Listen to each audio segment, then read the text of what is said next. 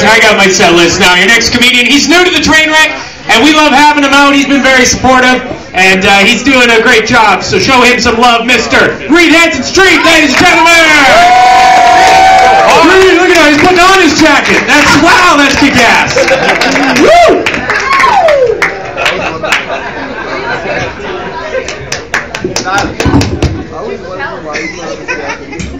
Yeah, so a couple comedians have said it, but it is getting pretty damn cold out there, and I'm proud of all you people making it out here, you know, on a Thursday night to your favorite bar. You know, that's really good. Let's have a round of applause for everybody. That's everybody. That's great. Yeah, the 12 people in the front. I love you guys.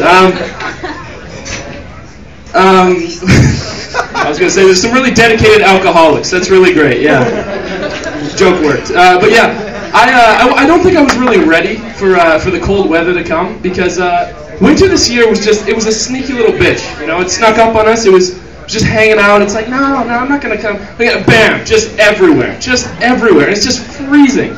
But so I haven't been this cold in a while. But so it made me invent like a new type of uncomfortable, and I call it angry cold. You know, it's like kind of cold where you go up in the morning, you're feeling good, you woke up good, you open the door, and instantly you just go, oh fuck! Like right as you're about to walk out the door. Like it's just an instant emotional reaction. I mean, it's the kind of cold that just brews pure hatred, you know? Like I could be walking with my 80-year-old grandparents that just the cold hits me. Oh shit, fuck! My grandma's just sitting staring at me, but there's not much you can do about it, right?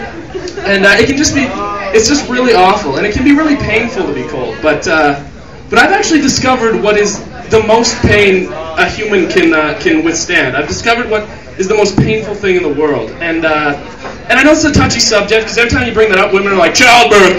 They sound like next they had kids. Childbirth. And, you know, okay. And then doing like extreme injuries and shit. And but I think we can all agree, and this is I know this. We can all agree. Clipping your nails too short. That is the most painful thing in the entire world. I don't care what anyone says. And it's so easy to do, because you can clip one side, you're like, oh, it's not even. I'm not a faggot, okay? Like, that's not even, and you start evening it up, and all of a sudden you draw blood, you're like, fuck! And instantly, okay, it hurts at first, but once you cry for a little bit, the pain subsides. It's a big word. Goes away, and I gotta tone it down for this crowd. But yeah, so shut your fucking mouth. Hey, there's a show going on here. But the whole week, when you clip your nails this short, everything you touch, everything, it just shoots this pain up your arm. And I don't care who you are. You want to die. When you feel that pain, I would rather die than feel that pain again. I don't care. But I'm very temperamental. But it confirms my belief that Satan himself invented nail clippers. How else could something so small equal such big pain? But small things can actually bring joy as well. Not going where you think. My friend got a dog the other day, and she said she rescued the dog. You know, isn't that kind of an extreme term for getting a pet? Because every time somebody says, I rescued a dog from the SPCA, I imagine the SPCA is this terrorist organization just killing animals. The only reason they exist is to kill animals. And like, you have to like bust in the door, like wrestle someone, grab the dog that's being lowered into lava, like, you're my fucking dog! You know, I don't think...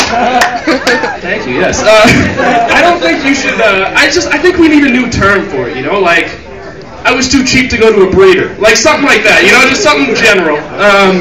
But yeah, I don't think you should be able to say that you rescued a dog unless you had to punch at least one guy in the face for it. Like, you could have stolen it. You can say you rescued it if you punched somebody in the face. But, because rescuing's for, like, firefighters and superheroes, stuff like that. But, not middle-aged women trying to fill the void in their life because they can't have kids anymore. You know, that's not what rescuing's about. But you know what middle-aged women do love?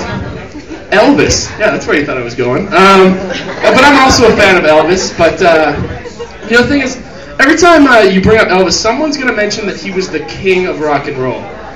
And at first, that sounds really great. You're like, oh, fucking king. I'd love to be the king. But, you know, the more you think about it, being the king does not necessarily mean you're the best at something. I mean, generally, the only reason that you're the king is because you were born into it. The only requirements to be a king is that you're a really entitled asshole, and your parents were probably related. Those are the only requirements. So unless you're suggesting that Elvis had to pry himself out of the wooden vagina of a guitar, this incestuous guitar he had to climb out of, unless that's what you mean, I think perhaps you should rephrase what you when you talk about him. But yeah, they should call him like the master of rock and roll. Would that make a little more sense? Yeah, exactly. Thank you, Dave. Yes. But yeah, king's more of an insult. But yeah, I should probably go before I continue to insult Elvis. So thank you for your time, guys. That was great.